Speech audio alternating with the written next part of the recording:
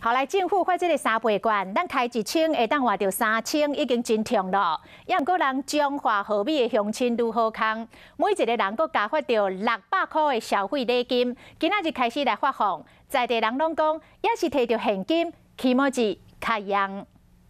8个，我们全部8个人。8包红包一点开，亲像一支大鬼信。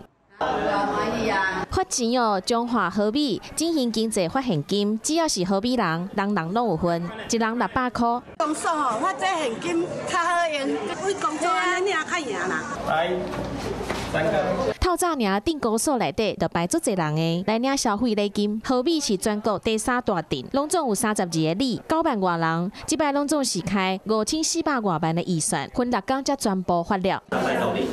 花大乡公所嘛有，乡民大概是4万外人，按算一个人1000块。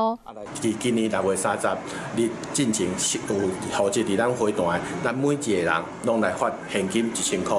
彰化市逐年拢会开1亿来发敬老年金，市民都足期待。